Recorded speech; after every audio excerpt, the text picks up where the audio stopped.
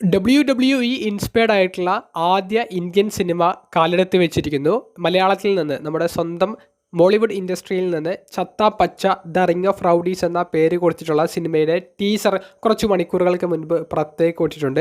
ആ ടീസറിൽ നിന്ന് നമുക്ക് മനസ്സിലാക്കാൻ സാധിച്ചത് WWE എന്ന് പറയുന്ന കമ്പനി അല്ലെങ്കിൽ ആ ഒരു ഭാഗത്തെ ഇൻസ്പയർഡ് ആയിട്ട് തന്നെയാണ് അവർ ഈ ഒരു സിനിമ എടുത്തിരിക്കുന്നത്. എന്നാൽ അവർ ഈ ഒരു സിനിമയ്ക്ക് വേണ്ടി പിടിച്ചിട്ടുള്ള ഒരു കളർ ടോണ് ലൂച്ച അണ്ടർഗ്രൗണ്ട് എന്ന് പറയുന്ന അമേരിക്കയിലെ മറ്റൊരു റെസ്ലിംഗ് പ്രോഗ്രാമിൽ നിന്ന് ഇൻസ്പയർഡ് ആയിട്ടുള്ളതായി എനിക്ക് ഫീൽ ചെയ്തു. ആ യെല്ലോ കളർ കൊടുത്തിട്ടുള്ളത് ലൂച്ച അണ്ടർഗ്രൗണ്ട് സ്റ്റൈല് ഇഷ്ടപ്പെട്ടിട്ടുള്ള ആരോ ആ ടെക്നിക്കൽ ടീമിൽ വർക്ക് ചെയ്യുന്നുണ്ട് എന്നുള്ളതിന് വലിയ തെളിവാണ്.